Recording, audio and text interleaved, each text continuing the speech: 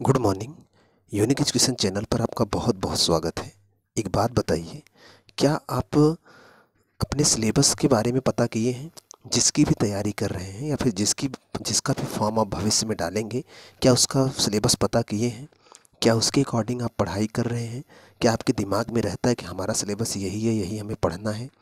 क्या आप अपने आप को एक टाइम टेबल में बांधे हुए हैं कि इसी टाइम टेबल से हमें पढ़ना है? और क्या आप अपने सिलेबस के अकॉर्डिंग अपने अंदर सुधार कर रहे हैं?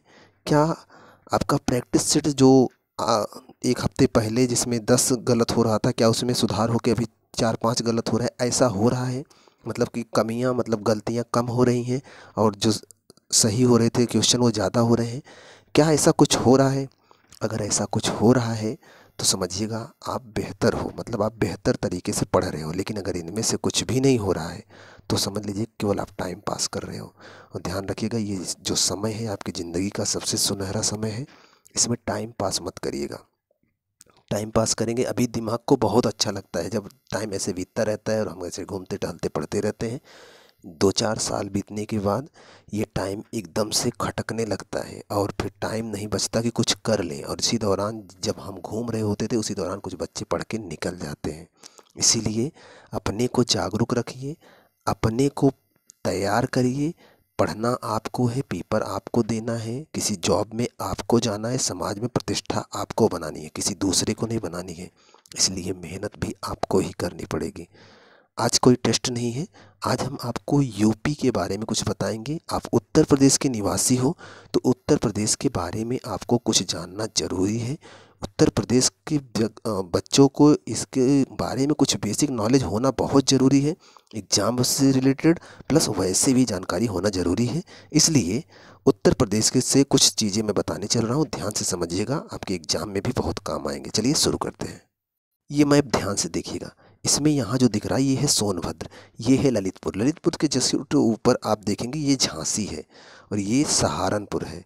यहाँ मिलेगा आपको बलिया और ये है महाराजगंज। दिख रहा होगा आपको, यहाँ आगरा मिलेगा, इसके जस्ट बगल मथुरा मिलेगा। ध्यान रखिएगा। ये है गाजियाबाद, एक सुने होंगे मूवी आई थी जिला गाजियाबाद, ये है गाजियाबाद। और इसी के बगल में यहाँ मेरठ है। ये बिजनौर आप सुने हो, गंगा नदी यहीं से प्रवेश करती है उत्तर प्रदेश में। गंगा नदी निकलती है उत्तराखंड से लेकिन बिजनौर से यहाँ प्रवेश करती है। अभी मैं इसको जूम करूँगा। ये जो आप लखीमपुर खीरी देख रहे हैं ये वाला, ये उत्तर प्रदेश का सबसे बड़ा ज़िला है। और ये आप जो बदायूं देख रहे हैं ये वाला, ये उत्तर प्रदेश का ऐसा ज़िला है जो सर्वाधिक जिलों से घिरा हुआ ज़िला है। बात समझ में आ रही ना? ये है। और आप हम लोग जहाँ हैं इस टाइम ये है, ये जौनपुर ज़िला है। जौनपुर ज़िला के जस्ट बगल में अगर देखेंगे आपको तो इधर मिलेगा बनारस, इधर इसके बगल में मिलेगा ये प्रतापगढ़ और इसके इधर बगल में मिलेगा ये प्रयागराज मतलब इलाहाबाद। अब ध्यान सुनिएगा, इसके उत्तर प्रदेश है, ये उत्तर प्रदेश के जस्ट नीचे आपको मध्य प्रदेश मिलेगा। यहाँ एमपी है जो खाली वाला स्थान दिख रहा है आपको।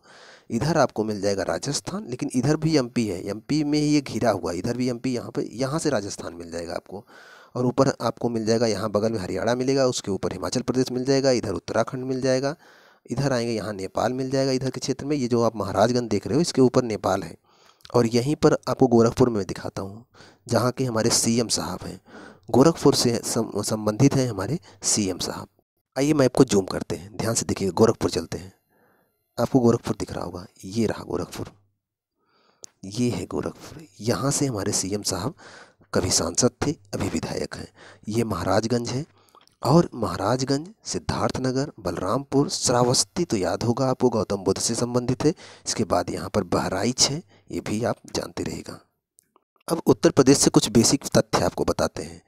गाजियाबाद के बारे में अगर बात करें, ये गाजियाबाद आपको दिल्ली के आसपास मिलेगा। यहाँ दिख रहे हैं ना आप गाजियाबाद, ये वाला जिला गाजियाबाद है, इसी के बगल में दिल्ली भी है। तो ये जो गाजियाबाद है, गाजियाबाद सर्वाधिक नगरीकरण वाला जिला है।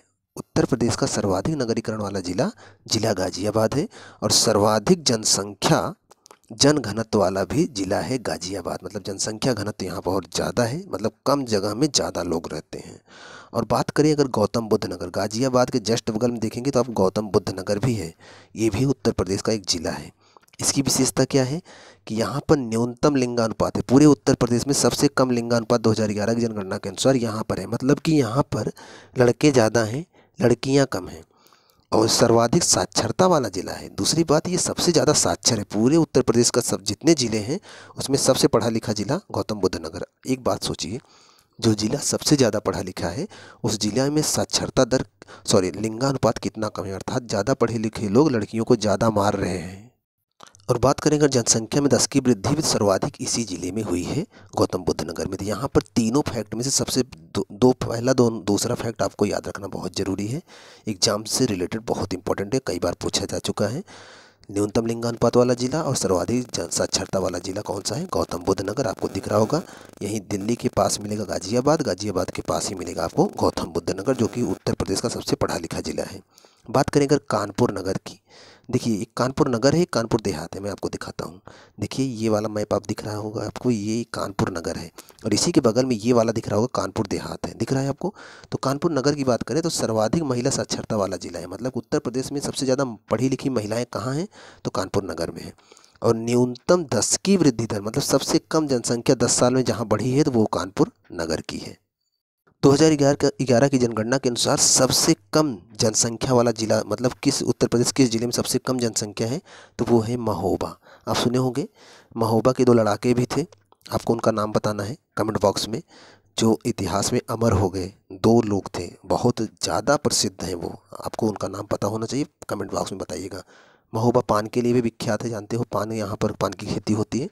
तो ये महोबा में क्या है? न्यूनतम जनसंख्या वाला जिला, मतलब पूरे उत्तर प्रदेश में सबसे कम जनसंख्या महोबा में रहती है। एक ललितपुर यहाँ दिया हुआ है, ध्यान से देखिएगा, ललितपुर, ये ललितपुर दिख रहा है आपको। ललितपुर जो है ये इतना है, ये ललितपुर देखिएगा, इधर एमपी है, इधर भी एमपी है। मध्य प्रदेश से 1 2 3 तीनों तरफ से घिरा हुआ एक जिला है, उत्तर प्रदेश का एक जिला है, जिसे बोलते हैं ललितपुर। ललितपुर जैसे कि कहा जाता है मध्य प्रदेश में लटका हुआ है एक प्रकार से, ऐसे देखो, इधर भी एमपी है, इधर भी एमपी है, इधर भी एमपी है, 3 तरफ से मध्य प्रदेश से घिरा, एक तरफ से यूपी में लगा हुआ है। क्वेश्चन एक बार आया था, उत्तर प्रदेश का कौन सा जिला मध्य प्रदेश 3 तरफ से घिरा हुआ है? तो ये ललितपुर। न्यूनतम जनसंख्या जनघनत्व, मतलब जनसंख्या घनत्व यहाँ पर न्यूनतम है, मतलब बहुत कम लोग रहते हैं, तो ये ललितपुर है, याद रखिएगा। और अपना प्रयागराज की बात करें, मतलब इलाहाबाद की बात करें, तो ये जो प्रयागराज है पूरे उत्तर प्रदेश में ऐसा जिला है कि जहाँ पर जनसंख्या सबसे ज़्यादा है। 2011 की जनगणना, अभी नई जनगणना आई नहीं है, 2011 की जनगणना के अनुसार प्रयागराज में लगभग 59 लाख लोग रहते हैं, बहुत ज़्यादा जनसंख्या है। पूरे उत्तर प्रदेश में सबसे ज़्यादा जनसंख्या प्रयागराज मतलब इलाहाबाद में है। अब बात प्रयागराज की हो जौनपुर की ना हो तो ये भी सही नहीं है। प्रयागराज आपको ये दिख रहा है, इसके जस्ट बगल में ये जौनपुर है।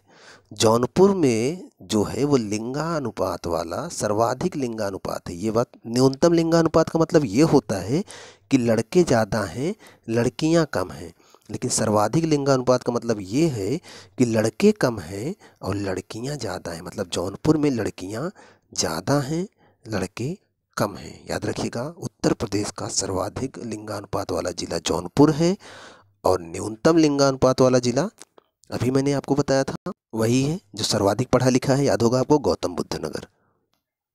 इधर देखें, एक और, श्रावस्ती का नाम गौतम बुद्ध से जुड़ता है, जिसे लाइट ऑफ एशिया कहते हैं, जो कि बहुत ज्ञानी व्यक्ति से संबंधित स्थान है। वहाँ की विशेषता क्या है कि न्यूनतम साक्षरता वाला जिला, मतलब ये पूरे उत्तर प्रदेश में सबसे कम पढ़ा लिखा जिला है। सोचिए, जहाँ से संबंधित एक व्यक्ति लाइट ऑफ एशिया बोला जाता है, वहाँ की साक्षरता इतनी कम है। और न्यूनतम नगरीकरण वाला भी जिला है, मतलब कि यहाँ पर नगरीकरण भी बहुत कम हुआ है, मतलब ग्रामीण बस्तियाँ यहाँ पर ज़्यादा है। ये तमाम चीज़ें आपको पता चल गई। अब मैं कुछ चीज़ें और बता रहा हूँ, ध्यान समझिएगा। ये आपको दिख रहा है पीलीभीत, इसके जस्ट बगल में यह है, ये दिख रहा है आपको लखीमपुर खीरी, यहीं पर है दुधवा टाइगर रिजर्व, भारत का एक, उत्तर प्रदेश का ये दुधवा टाइगर रिजर्व है। और ये जो लखीमपुर खीरी है पूरे उत्तर प्रदेश का सबसे बड़ा जिला है, याद रखिएगा। और बदायूं के बारे में अभी मैंने आपको बताया है। इसके बगल में यहाँ बरेली है, यहाँ रामपुर है, यहाँ मुरादाबाद है। इसके इधर आएंगे तो इधर सिद्धार्थनगर मिलेगा। सिद्धार्थनगर से संबंधित एक करंट अफेयर का क्वेश्चन मैंने आपको कराया था, अगर आपको याद हो तो। और ये महाराजगंज है और इसी के बगल में ये कुशीनगर है, कुशीनगर भी गौतम बुद्ध से संबंधित है, याद होगा। उसके बगल में यहाँ गोरखपुर है, हमारे सीएम साहब। और ये अम्बेडकर नगर। अगर बात करें प्रदेश की राजधानी की तो लखनऊ यहाँ पर है, और लखनऊ से इधर आएंगे तो आपको बरेली मिलेगा। बरेली से आगे बढ़ेंगे प्रतापगढ़, प्रतापगढ़ से आगे जौनपुर। देखिए लखनऊ का रूट जो आपके यहाँ से ट्रेन जाती है इधर से होकर जौनपुर, प्रतापगढ़, रायबरेली, लखनऊ। इसी के आगे आगे इधर जाएंगे सीतापुर, लखीमपुर खीरी, उधर नेपाल निकल सकते हो आप। इसके अलावा कुछ चीज़ें और जान लें। यहाँ पर मथुरा है, श्री कृष्ण से संबंधित है, याद होगा आपको। इसके जस्ट नीचे आगरा है, ताजमहल जिसके लिए प्रसिद्ध, जहाँ ताजमहल है। इसके जस्ट नीचे ये इटावा, आपको याद रखिएगा। इटावा में आकर मिलती है चंबल नदी यमुना से। यमुना नदी ऐसे गई हुई है, चंबल नदी आकर इटावा में इससे मिल जाती है। इसको आप याद रखिएगा। और ये आप एक चीज़ और यहाँ ध्यान दीजिएगा, यहाँ पर अलीगढ़ है, ताला नगरी के नाम से मशहूर है। यहाँ पर ताला बड़े स्तर पे और बहुत अच्छे ताले बनाए जाते हैं, याद रखिएगा इसको। और झांसी याद रखिएगा, विद्युत के लिए जानी जाती है। महोबा हो गया, चित्रकूट तो आप राम से संबंधित है, कौशाम्बी भी आप जानते होंगे, प्रयागराज हमने बता दिया। हाँ, एक क्वेश्चन और बनता है, बहुत अच्छा क्वेश्चन बनता है। ये आपको सोनभद्र दिख रहा होगा, दिख रहा है आपको, ये वाला पार्ट देखिए, ये है सोनभद्र। ये उत्तर प्रदेश का एकमात्र ऐसा जिला है जो 4 राज्यों से अपनी सीमाएं साझा करता है। नाम सुनिएगा, इधर मध्य प्रदेश है, नीचे मिलेगा छत्तीसगढ़, इधर मिलेगा आपको झारखंड और इधर मिलेगा आपको बिहार। तो मध्य प्रदेश, छत्तीसगढ़, झारखंड, बिहार, 4 राज्यों को टच करने वाला उत्तर प्रदेश का एकमात्र जिला सोनभद्र है, याद रखिएगा। और विंध्याचल की पहाड़ियाँ सोनभद्र और मिर्ज़ापुर के क्षेत्र, सोनभद्र के जस्ट ऊपर ही मिर्ज़ापुर है। आप देखिए सोनभद्र है, इसके ऊपर मिर्ज़ापुर है, यहाँ संत रविदास नगर है, इसके बगल में बनारस है, इधर चंदौली है। ध्यान रखिए, चंदौली, बनारस, ये तमाम चीज़ें बहुत मैप आधारित क्वेश्चन आपको यूपी विशेष के तहत भी आता है।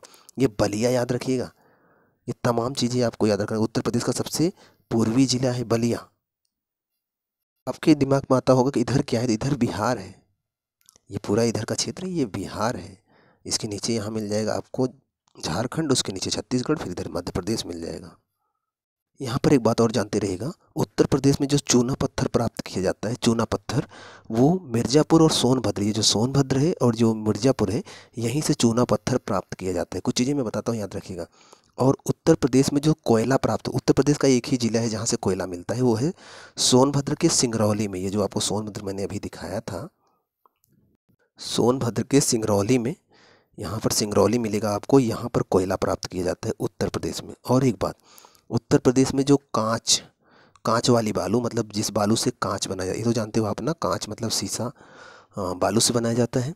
ये कहाँ से मिलता है? ये जो आपको प्रयागराज दिख रहा है, ये प्रयागराज में शंकरगढ़ और लालपुर एक क्षेत्र है, वहाँ पर जो बालू मिलता है उनसे कांच बनाया जाता है, ध्यान रखिएगा। और चित्रकूट से भी जो बालू निकाला जाता है, इनसे भी कांच बनता है। प्रयागराज, चित्रकूट दोनों पास पास हैं, ध्यान दीजिएगा। और इनके बालू से कांच बनाया जाता है। कुछ चीज़ें और बता देता हूँ, इंपॉर्टेंट है जो पेपर के हिसाब से। ललितपुर से यूरेनियम, उत्तर प्रदेश का एकमात्र जिला ललितपुर है जहाँ से यूरेनियम प्राप्त किया जाता है। बहुत ज़्यादा नहीं मिलता, लेकिन मिलता है, तो यहाँ से मिलता है, याद रखिएगा। इसके अलावा हीरा भी बहुत ज़्यादा नहीं मिलता, थोड़ा बहुत जो मिलता है वो भी इधर से ही मिलता है, ये मिर्ज़ापुर के क्षेत्र से, ध्यान रखिएगा। मिर्ज़ापुर और ये बांदा से हीरा मिलता है। ये देखो मध्य प्रदेश से सटे हुए हैं, और भारत में सबसे ज़्यादा हीरा मध्य प्रदेश से, पन्ना खान से निकलता है, तो इसी के सटे हुए हैं, तो थोड़ा हीरा यहाँ भी मिल जाता है, जानते रहेगा। इसके अलावा संगमरमर, और जो संगमरमर मिलता है ये याद रखिएगा, सोनभद्र से और मिर्ज़ापुर से संगमरमर और यहाँ से प्राप्त किया जाता है। सोनभद्र और मिर्ज़ापुर से संगमरमर, चूना पत्थर, ये चीज़ें यहाँ से प्राप्त की जाती है। बहुत इंपॉर्टेंट क्षेत्र है सोनभद्र और मिर्ज़ापुर, यहाँ से बहुत क्वेश्चन आते हैं, इसलिए इसको याद रखिएगा। अगर बात करें तांबा की, तो ललितपुर से तांबा भी मिलता है, इसको याद रखिएगा। तांबा जो है ललितपुर से मिलता है। और एक वस्तु के बारे में और जान लीजिए, नाम सुने होंगे आप, जिप्सम का उपयोग करते हैं खेत की उर्वरा शक्ति को बढ़ाने के लिए। तो जिप्सम का उपयोग करते हैं, मतलब जिप्सम कहाँ पर मिलता है? तो अगर बात करें तो ये मिलता है झांसी से। झांसी आपको दिख रहा होगा, ललितपुर के जस्ट ऊपर ये झांसी, और इसी के बगल में हमीरपुर। झांसी और हमीरपुर से जिप्सम मिलता है। तो ये बेसिक तथ्य था, थोड़ा सा बेसिक नॉलेज आपको बताना था, मतलब थोड़ा सा बेसिक जानकारी देना था मैप के बारे में, प्लस थोड़ा सा बेसिक हमने किनारे किनारे राज्यों के बारे में बताया है। एक वीडियो और बनाएंगे, मतलब कई वीडियो बनेंगे, तो एक अगला वीडियो जो होगा उसमें उत्तर प्रदेश के विभिन्न जिलों में कौन सा जिला किसके उत्पादन में पहला स्थान रखता है, कौन से जिले की क्या विशेषता है, ये तमाम चीज़ें हम धीरे धीरे उत्तर प्रदेश से आपको करवा देंगे। एक बात ध्यान रखिएगा, अगर आप उत्तर प्रदेश के निवासी हैं तो आपको उत्तर प्रदेश के बारे में बेहतर तरीके से जानना बहुत ज़रूरी है एग्ज़ाम में, और प्लस यूपी में रहने की वजह से भी ये सब चीज़ें जानना ज़रूरी है। तो ध्यान से पढ़िए और अपना जो भी सब्जेक्ट हो उसे पता करिए और अपने लिए चाहिए कि 2-3 घंटे का ही टाइम टेबल बनाइए, लेकिन टाइम टेबल बनाइए और उस नियम में बंध कर पढ़ाई करिए, बराबर प्रैक्टिस सेट करिए। जो टॉपिक गलत हो रहा है उसको सुधारिए, जहाँ गड़बड़ी हो रही है आपके नज़र में कोई उस बारे में जानता हो तो उससे पूछिए। ये मत सोचिए कि वो छोटा है कि बड़ा है। आपको जानकारी लेनी है, जानकारी लीजिए और अपने आप को सिलेक्शन दिलवाइए। उसके बाद ज़िंदगी भर थोड़ी पढ़ाई करनी है। तो आज जो समझाए हैं आशा करते हैं बेहतर समझ में आया होगा। अगर आप चैनल पर पहली बार आए, चैनल को सब्सक्राइब कर लीजिए।